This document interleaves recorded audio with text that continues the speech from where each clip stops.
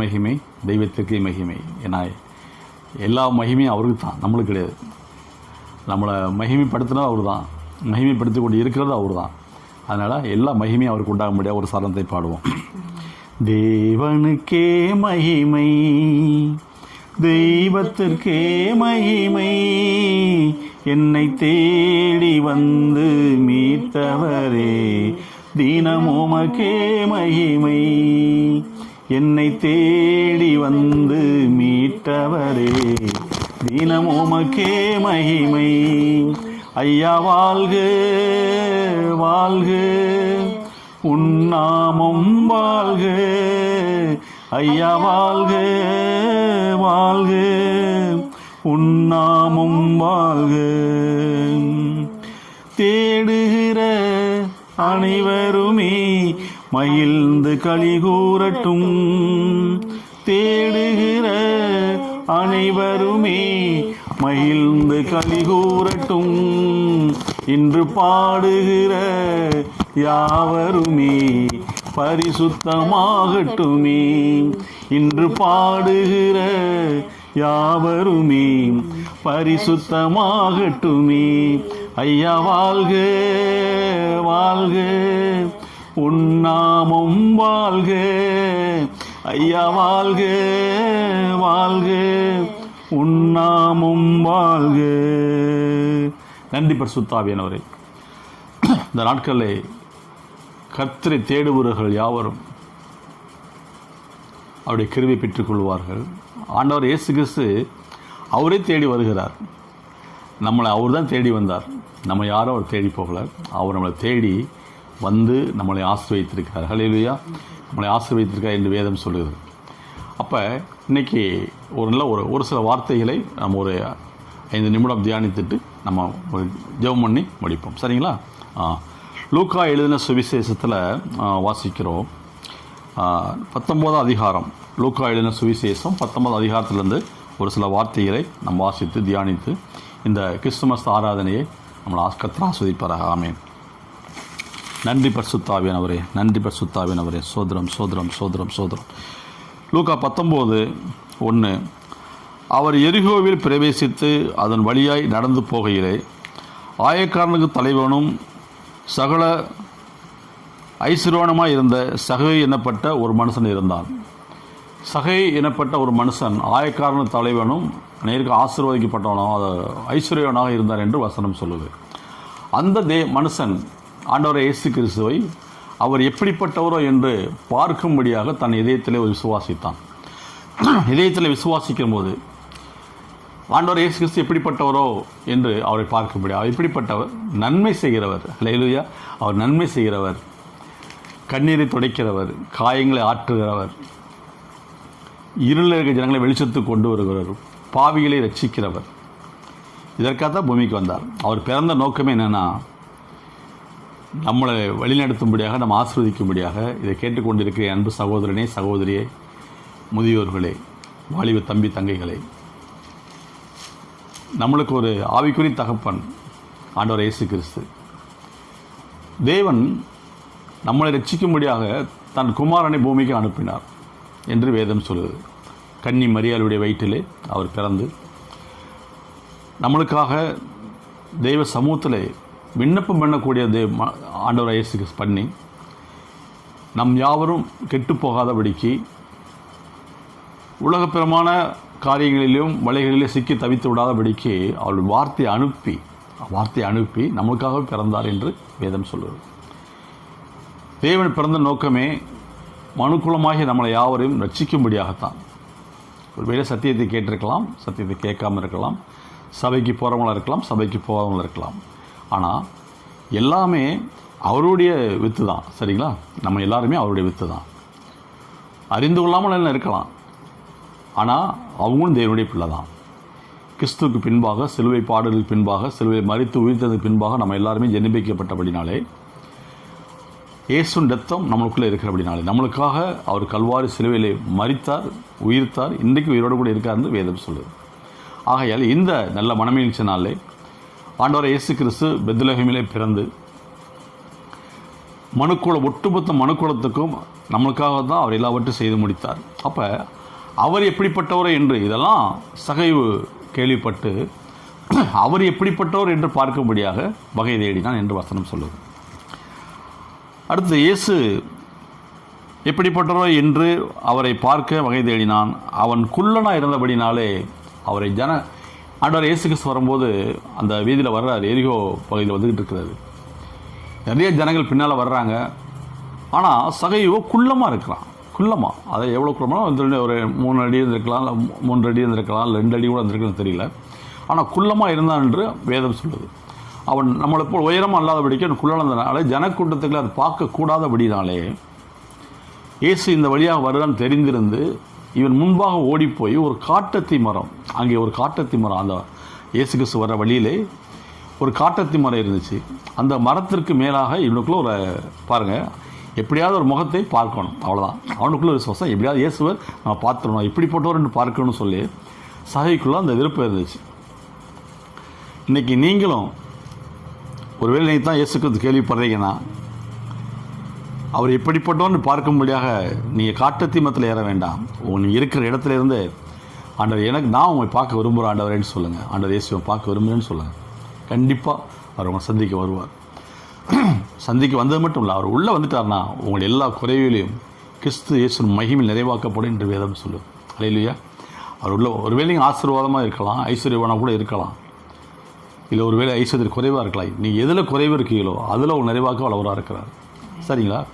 அப்போ சகை வந்து ஆயக்காரன் தலையும் ஐஸ்வர்யவானமாக இருந்தான்னு வசூல். அவன் வந்து செல்வ சீமானத்தான் வாழ்ந்திருக்கார். சகை வாழ்ந்திருக்கும் போது அவளை இருந்தும் கூட இயேசுவை பார்க்க வேண்டும் என்ற ஒரு விசுவாசம். சரிங்களா?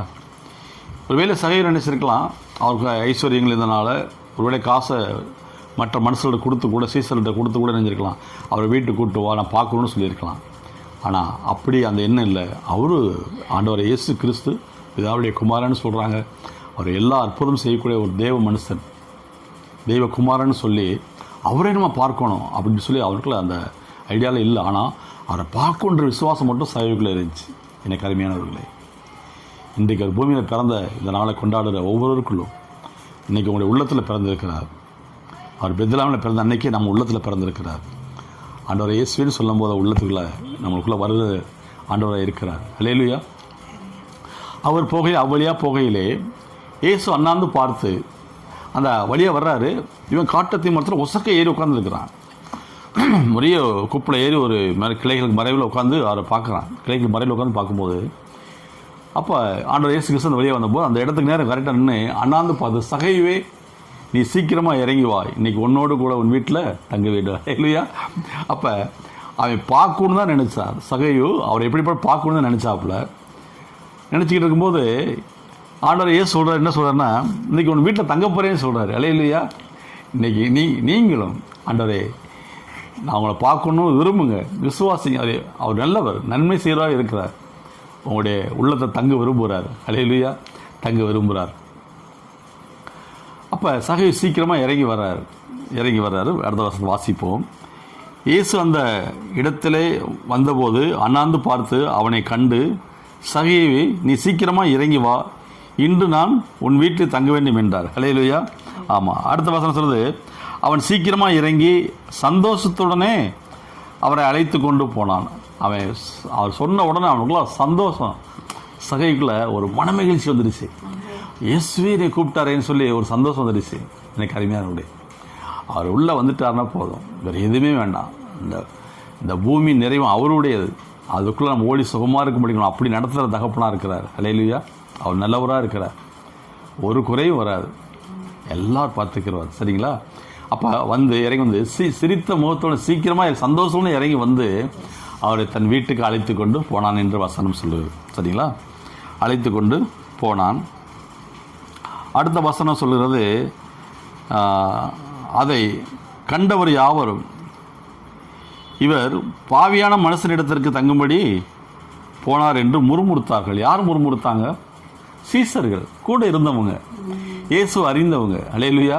இயேசு அறிந்தவங்க, அவர் நல்லவர், எப்படி அற்புதம் செஞ்சார், என்னென்னலாம் செஞ்சாலும் தெரிஞ்சவங்க கூட இருக்கிறவங்க என்ன செஞ்சார், இவர் பாவியான மனுஷனை விட்டு தங்க போகிறாரேன்னு சொல்லி முறுமுறுத்தாங்க. என்னாச்சு நம்ம ஆண்டவருக்குன்னு சொல்லி முறுமுறுத்து கொண்டு இருக்கும்போது ஆண்டவர் நீதிமானுக்கு இல்லை, பாவியிலே ரட்சிக்க முடியாத பூமிக்கு வந்தார். அல்லேலூயா.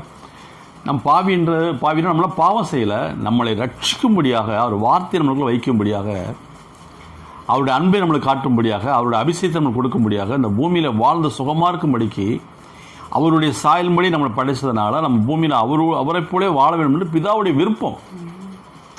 அதுக்காக ஒரு குமாரனை கொடுத்து நம்மளுக்கு என்ன செஞ்சார், வழி நடத்துறதுக்காக ஒரு குமாரனை வார்த்தையாக இயேசு நம்மளுக்கு அனுப்பிச்சி வச்சார். சரிங்களா? அப்படிப்பட்டவரை கண்டும் கூட இருந்த சீசரில் அவர் அற்புதங்கள்லாம் பட்டவரும் 5 அப்பத்தையும் 2 மீன் 5000 பேருக்கு கொடுத்து சாப்பிட்டு, புருஷர்கள் சாப்பிட்டு, ஸ்திரீகள் சாப்பிட்டு, மீதி 12 கூட எடுக்க வைத்தவர், காற்றை கடலை அதட்டினவர், அநேக பிசாசு பிடித்தனை உயிர்ப்பித்த தேவன். அப்படிப்பட்ட தேவன் அவர் பார்க்கணும்னு சொல்லி விசுவாசம் போது கூட இருந்து இதெல்லாம் கண்டு நேரடியாக பார்த்த சீசர்கள் முறுமுறுத்தார்கள். பாவியான மனுஷன் விட்டு போகிறானே அப்படி சொல்லி முறுமுறுத்தார் என்று வசனம் சொல்கிறது. அடுத்து சகைவு நின்று அவங்க முறுமுறுக்கும் போது சகைவு காதில் விழுகுது, இயேசு கிறிஸ்து காலையும் விழுகுது. சகைவு காதில் விழுந்த உடனே ஒருவேளை ஆண்டவர் இந்த வார்த்தையை சீசர்கள் சொன்ன உடனே இந்த வார்த்தைக்கு நம்ம வீட்டுக்கு திரும்பி வராமல் போயிடணும் பயந்து போய் அவருக்கு கர்த்தருக்கு பயந்து ஒரு வீடு சீசரில் அந்த மாதிரி சொல்ல பாய் வீட்டுக்கு போகலாமா, அவன் பணக்காரன் தான், வட்டி கொடுத்துருக்கானா, அவன் வீட்டுக்கு போகலாமா, அது தப்பு இல்லையான்னு சொல்லி அவங்க முறுமுறுத்த போது ஆண்டவரை இயேசு கிறிஸ்து செவியிலையும் இந்த வார்த்தை கேட்குது, சகைவு செவியிலையும் கேட்குது. சகைவு என்ன சொல்கிறார், நின்று என்ன சொல்கிறார் பாருங்க. சகைவு நின்று கர்த்தரை நோக்கி, ஆண்டவரே, என் ஆஸ்தியில் பாதியை ஏழைகளுக்கு கொடுக்கிறேன், ஒருவனிடத்தில் நான் எதாவது வாங்கினது உண்டானால் அவனுக்கு 4 நான் திருப்பி கொடுக்குறேன். அல்லேலூயா. அங்கே மனம் திரும்புகிறார்.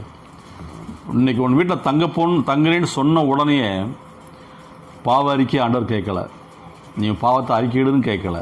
அவனுக்குள்ள ஒரு சந்தோஷம், ஆண்டவரே என் வீட்டுக்கு வரும்போது இந்த சொத்து இந்த ஆஸ்தியெல்லாம் எனக்கு ஏமாத்துறான். அல்லேலூயா. இந்த உலகப்பிரமான ஐஸ்வர்யம் என்ன செஞ்சு போடும், வானத்தையும் பூமியும் படைத்த கர்த்தரின் வீட்டில் வர எனக்குள்ளே வந்துட்டார். இந்த சாதாரண ஆப்டால் இந்த பணம்லாம் என்ன செஞ்சொல்லையா, சகைக்குள்ளே ஒரு வெறுப்பு உண்டாகி பயந்து போய் ஒருவேளை ஆண்டவர் நம்ம வீட்டுக்கு வராமல் போயிட்டார்னா அந்த ஆசீர்வாதம் போயிருமேன்னு சொல்லி அவனுக்குள்ளே பயந்து போய் தன்னை அறியாமையே அந்த அறிக்கையிடுறாரு, ஆண்டவரே என் ஆஸ்தியில் பாதி நான் ஏழையில் கொடுத்துட்றேன், நான் எவனிடமாதும் அநியாயமாக எதாவது வாங்கியிருந்தா நாளத்தனையாக திரும்பி கொடுத்துறேன் ஆண்டவரேன்னு சொல்லி ஆண்டவர்கிட்ட ஒரு தாழ்ந்த வார்த்தை பேசுகிறார். இல்லையா? கர்த்தர் இதை கேட்ட உடனே அவனை மனுஷன் முகத்தை பார்க்கான்னு கர்த்தர் இருதயங்களை பார்க்குறாரு. அவனை உண்மையான அந்த வெளிப்படுத்துகிறபடினாலே ஆண்டு சொல்கிறாரு, இன்றைக்கு இந்த வீட்டுக்கு ரட்சிப்பு வந்துச்சுன்றார். அல்லேலூயா. அன்றைக்கு அந்த வீட்டுக்கு ரட்சிப்பு வந்துருச்சு. அதுக்கு பிறகு வாழ்நாளெல்லாம் மகிழ்ந்து கழி கூறும்படி இதைத்தான் ஆண்டவர் இதை செய்கிறதுக்கு தான் பூமிக்கு வந்தார். இன்றைக்கி நம்ம ஒருவேளை உழந்து போயிருக்கலாம், பல பிரச்சனைகள் இருக்கலாம், பல பாவம்னு சொல்ல முடியாது உலகப்புறமான காரியங்களில் நம்ம ஈடுபட்டு அதிலிருந்து விடுதலை பெற முடியாமல் இருக்கலாம், இல்லை ஒரு நல்ல ஆசீர்வாதம் இல்லாத வாழ்க்கையில் வாழ்ந்து கொண்டு இருக்கலாம். இஸ்ரவேலை ஆசீர்வதிப்பதே கர்த்தருக்கு பிரியும். அவர் நம்மளை ஆசீர்வதிக்க தான் வந்திருக்கிறார் பூமிக்கு. பிறந்ததே நோக்கமே நம்ம நல்லா இருக்கணுன்றக்காண்டி தான் அவர் வந்தார். அந்த அன்பை மற்றவங்களுக்கு சொல்லும்படியாக நம்மளே தெரிந்து கொண்டிருக்கிறார். அல்லேலூயா. ஏன்னா தேவன் இன்னைக்கு நற்செய்தியினால், அல்லேலூயா, இந்த மனமகிழ்ச்சினால் நற்செய்தினால கொண்டு மற்றவங்களுக்கு சேர்க்கிறதா எப்படி சொன்னால் அன்பால் சேர்க்கணும். நம்ம கொடுக்குற சாப்பாடோ கிஃப்டோ இல்லைங்க, அன்பான வார்த்தை. அல்லேலூயா. கிஃப்ட் கொடுக்க நல்லது தான், ஆசீர்வாதங்கள் கொடுக்க நல்லது தான், ஐஸ்வர்யத்தை கொடுக்க நல்லது தான், பொருள்களாக ஒரு மனுஷனை கொடுத்து ஆசீர்வதிக்க நல்லதான். கர்த்தரே இதை விரும்புகிறார். சரிங்களா? விரும்புகிறார். ஆனாலும் அவர் எதுக்காக வந்தார்ன்ற நோக்கத்தை சரியாக சொல்ல வேண்டும். சரியாக சொல்ல வேண்டும். பாவியான மனுஷனையும் ஒருவேளை அவன் ஐஸ்வர்யான பூமியில் சம்பாதிச்சு ஐஸ்வர்யான அவன் நாணத்தினால சம்பாதித்து ஐஸ்வர்யான இருக்கலாம், அவனுக்கு ரட்சிப்பு உண்டாயிருக்கும்படியும் ஐஸ்வர்யவான் சம்பாதிக்கும் போது சில நேரத்தில் நினைஞ்சிடுவான், கர்த்தருடைய வார்த்தை எல்லாம் விட்டுருவான், வருமானம் சம்பாதிச்சிருப்பான், அது கர்த்தர் கொடுக்குறதா. அப்போ அப்படி ஆசிரியப்பட்ட இடத்துல கர்த்தரோட ரட்சிப்பையும் கொடுக்கும்போது அவன் என்ன செய்கிறான், தேவனுக்கு வார்த்தை கீழ்ப்படுகிறான். அல்லேலூயா. கீழ்ப்படுகிறான். அதான் ஆண்டவர் இயேசு கிறிஸ்து, நீ இப்படிலாம் செய்கிறியா, உன்னை பாவியான மனுஷன் சொல்கிறாங்கல்ல, நீ அப்படி என்ன செஞ்சுன்னு ஆண்டவர் கேள்வி வைக்கல. ஏன்னா அவருக்கு தெரியும் சகையு என்ன செஞ்சுக்கிட்டு இருக்காரு, என்ன செய்ய போகிறான் அவருக்கு தெரியும். தெரிஞ்சுதான் அதுக்கு முன்னாலே சகைவே தான் சொன்னார், ஆண்டவரே என் ஆஸ்தியில் பாதி நான் ஏழையில் கொடுத்துறேன், யாரிடமாவதும் நான் எதையாவது அநியாயமாக வாங்கியிருந்தால் அவனுக்கு நாளத்தினே நினைஞ்ச திருப்பி கொடுத்துறேன்ட்டார். இதற்கு மேலே என்னங்க வேணும்? நம்ம உள்ளத்தில் ஆண்டவரே நீர் எனக்கு வந்தால் போதும், ஆண்டவரே வேறு ஒன்று வேண்டாம் என்று சொல்லி அந்த பாட்டு எடுத்து என்று சொல்லி நம்ம என்ன செய்கிறோம், அவரோட விண்ணப்பம் பண்ணும்போது கர்த்தர் அப்படிப்பட்ட காரியங்கள் செய்கிறார். அடுத்து 10வது வசனம் பார்ப்போம்.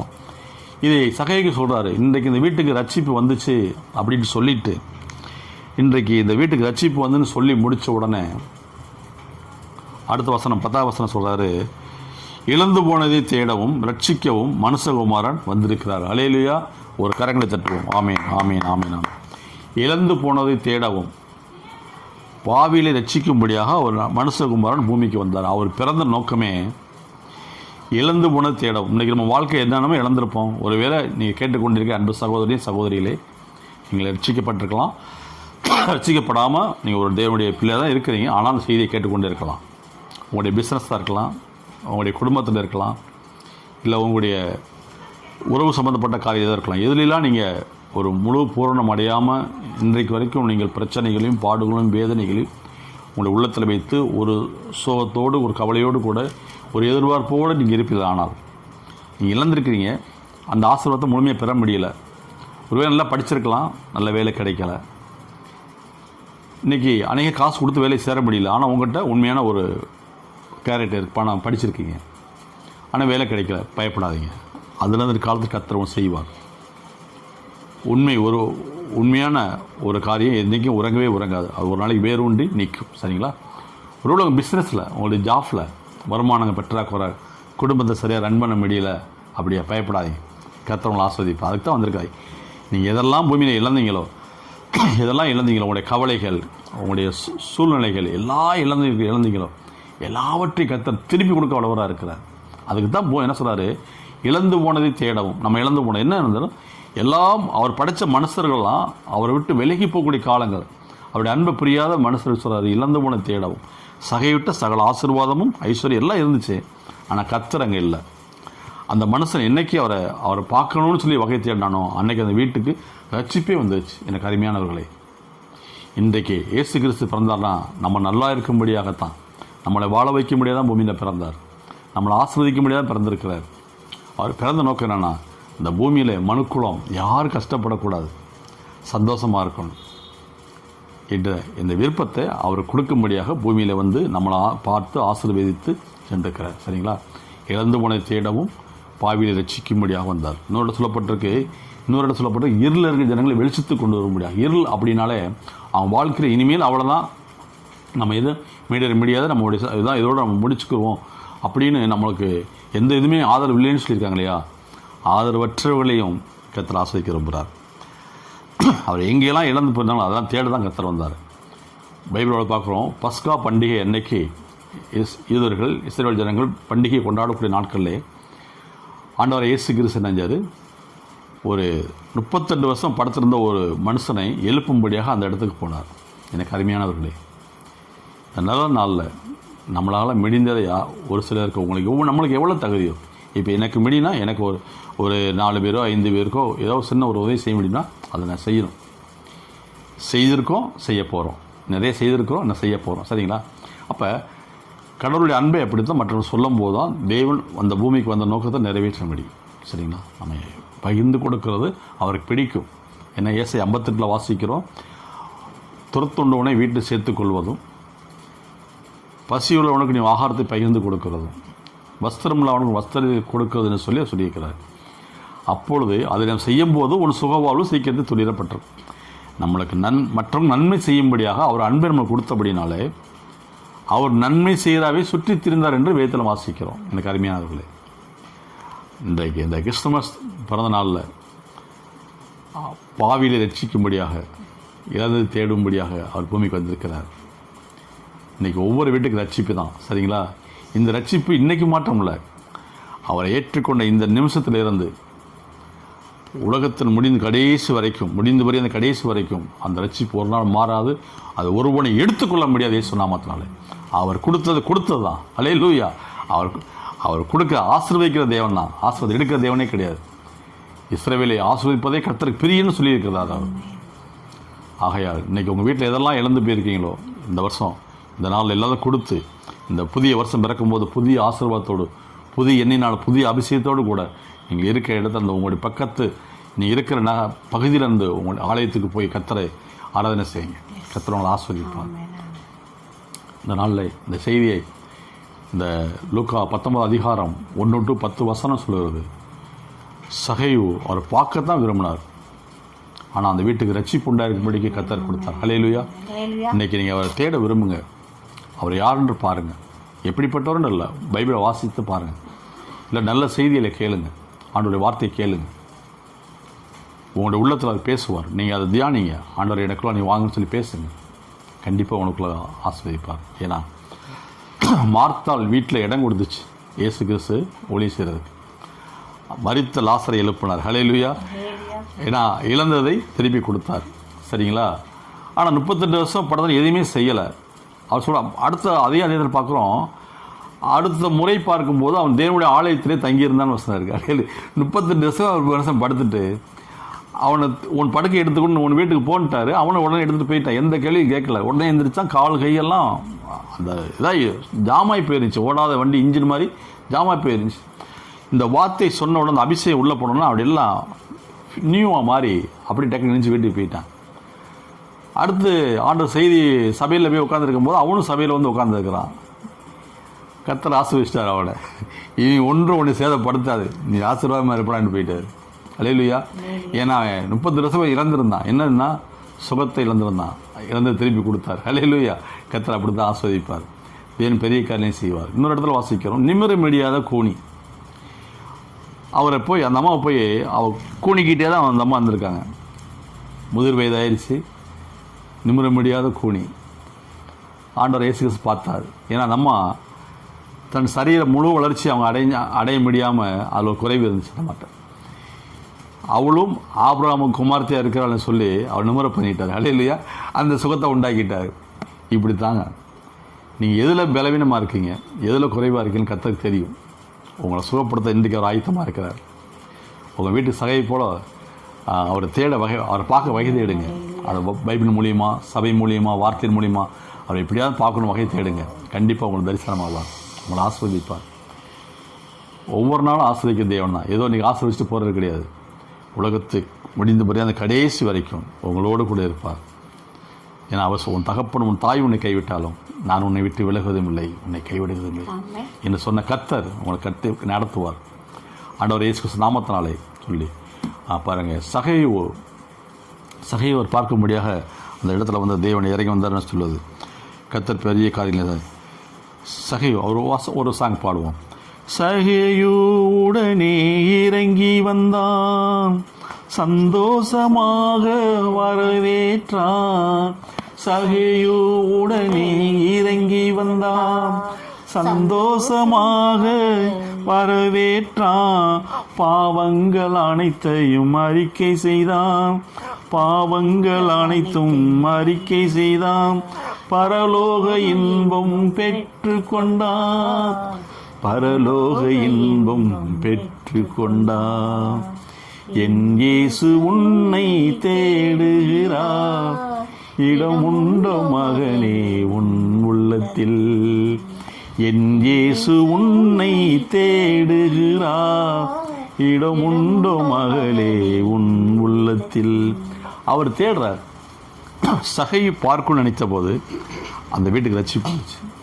நீங்கள் விசுவாசத்தாலே போதுங்க, அவர் உங்களுக்குள்ள அற்புதம் செய்வார். எல்லாருமே அவருடைய பிள்ளைங்க தான்.